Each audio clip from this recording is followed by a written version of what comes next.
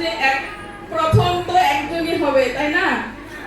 তো আমি এখন সেই নামটি ঘোষণা করছি। আমি তো তোমাদেরকে আসলে অনেক বেশি বুদ্ধিমান